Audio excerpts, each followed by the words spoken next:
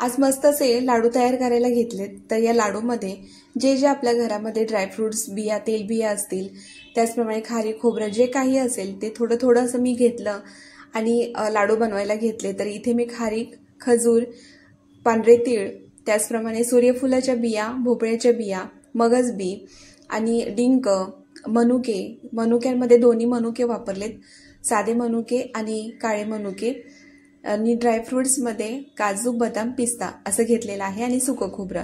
तर कोरडं काही म्हणजे खारीक खोबरं तीळ कोरडे भाजून घेतले आणि ड्रायफ्रुट्स तेलबिया आणि खजूर थोड्या तुपावरती भाजून घेतला। तर सुरुवातीला खारीक पावडर करून घेतली आणि नंतर मग भोपळ्याच्या बिया बारीक करून घेतल्या, त्याचप्रमाणे बदाम काजू हे एकत्रितपणे बारीक करून घेतलं आणि आता खजूर जे तुपावरती भाजलेले होते यातल्या बिया काढलेल्या आहेत ते तुपावरती भाजून घेतले। तर त्यामध्येच मनुके सुद्धा मी वाटून घेणार आहे। तर मिक्सर चालू बंद करत हे वाटून घेतलेलं आहे, छान अशी पेस्ट तयार झाली आहे। आता सुकं खोबरं भाजून घेतलं होतं त्यामध्येच तळून घेतलेला डिंक आहे तो सुद्धा क्रश करून घेतला आणि यामध्ये सुंठ पावडर घातली आणि वेलची पावडर सुद्धा घातलेली आहे। छान असं हे मिक्स करून घेतलं आणि सुरुवातीला ना आपण जे वाटलं ना मिश्रण त्यातलं थोडं म्हणजे तेलबिया डिंक सुकं खोबरं थोडं तीळ आपण काढून ठेवलं होतं बाजूला ते सुद्धा आपण याच्यामध्ये घालून घेणार आहोत। जेव्हा आपण हे लाडू बांधू ना तेव्हा ते छान असं वरून दिसतात। तर हे बघा मी असं बाजूला थोडं काढून ठेवलेलं ते आता याच्यातच मिक्स करते, कारण की हा डिंक थोडासा जसं दाताखाली येतो ना तर छान लागतं हे। आता ह्या सगळ्या पावडरी मिक्स करून झालेत। तर आता बाइंडिंगसाठी आपण यामध्ये गूळ घालणार आहोत आणि गोडवा सुद्धा गुळाने छान येईल। तर कढई गरम आहे, गरम कढईमध्ये थोडंसं तूप घालून इथे मी 1 वाटी गूळ घातलेला आहे, तो इथे छान असा पातळ होईपर्यंत परतून घेतला। आता इथे बघा गुळाला ना फेस यायला सुरुवात झाली आहे, पूर्ण असा फेस आला आणि गुळ हलका झाला, म्हणजे आता पाक नाही करायचा आपल्याला एक तारी, फक्त ह्याला वितळून घ्यायचा आहे आणि असा फेस झाला की छान असा हा गुळ आपण यामध्ये मिश्रणामध्ये आपण घालणार आहोत। 2-3 मिनिटं ह्याला सतत ढवळत राहिलं ना की याचा असा छान असा फेस तयार होतो आणि मग हा गुळ लगेचच याच्यामध्ये घालायचा आणि गुळ घातल्यानंतर हा थंड करत बसायचं नाही, नाहीतर हा खूप कडक होईल आणि मग लाडू बांधता येणार नाहीत। तर चमचेच्या साहाय्याने आता इथे मी झारा घेतलाय, मिश्रण खूप जास्त आहे तर झाऱ्यानेच मी हे छान असं याच्यामध्ये मिक्स करून घेते। गरम असतानाच ही क्रिया करायची, कारण की जेव्हा हे थंड होणार तर हे कडक होणार, मग हे मिक्स करता येणार नाही। आता हे छान असं हे मिक्स करून घेते। आता पहा छान असं मिक्स झालेलं आहे, मिश्रण अजून कोमट आहे, अगदी पूर्ण थंड नाही केलेलं, कारण की कोमट असतानाच हे लाडू आपण बांधायला घेणार आहोत। तूप सुद्धा शेजारी ठेवलंय, जेणेकरून समजा मिश्रण कोरडं झालंच तर थोडं तूप घालायचं। पण मला हे संपूर्ण लाडू करताना अजिबात तूप लागलेलं नाहीये।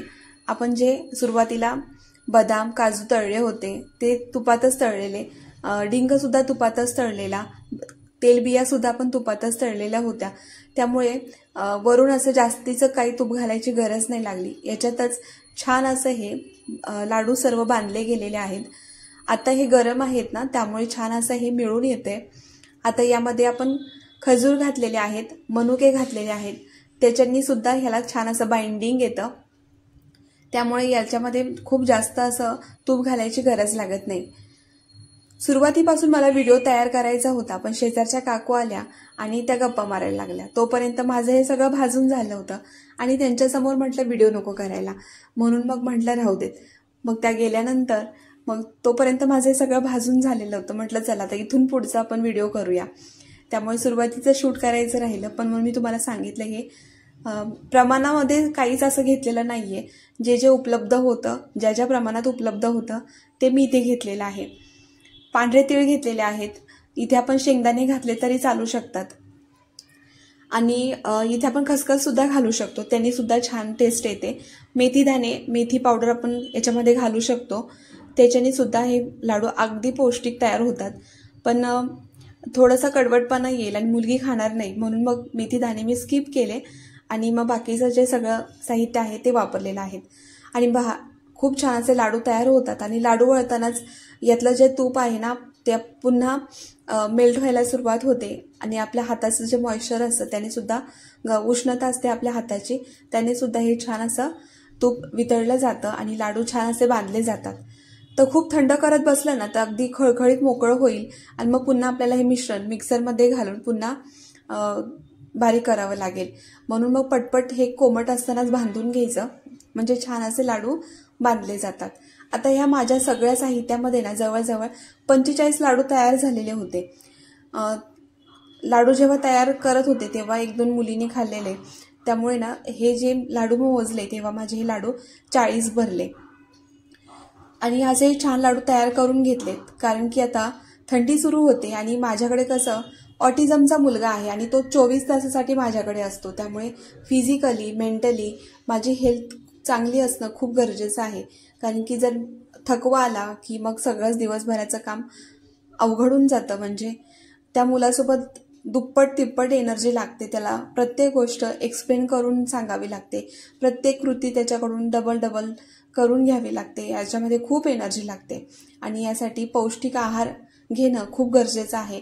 मुलांना तर आपण देतो, पण आपण स्वतःही पौष्टिक आहार घेणं आणि ह्या अशा लाडूनी जर दिवसाची सुरुवात झाली तर मग पूर्ण दिवस हा आपला छान असा प्रसन्नतेने जातो आणि एनर्जेटिक वाटतं दिवसभर.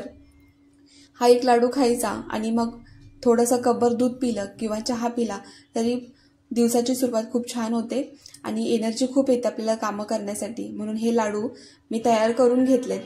व्हिडिओ कसे वाटते तुम्हाला? जर आवडत असतील तर आपल्या अश्विनी सपकाळ ह्या यूट्यूब चॅनेलला सबस्क्राईब करा आणि आवडलं तर लाईक करा आणि कमेंटसुद्धा करा, जेणेकरून मलासुद्धा समजेल की व्हिडिओ चांगले होत आहेत नाही होत आहेत, काही गोष्टी कमी आहेत तर त्याही पूर्ण केल्या जातील आणि मलाही प्रोत्साहन मिळेल. तर चला, हे सर्व जे लाडू आहेत ते मी वळून घेते. लाडू छान होतात. यामध्ये एखादं साहित्य कमी घातलं तरी काही हरकत नाही आहे, लाडू तसेही छान लागतात. फक्त खारी, खोबरं, डिंक, गूळ जरी घातला तरी सुद्धा लाडू छान होतात. पण जर आपल्याकडे हे ड्रायफ्रूट्स वगैरे असतील तर आपण आवर्जून घालायचे.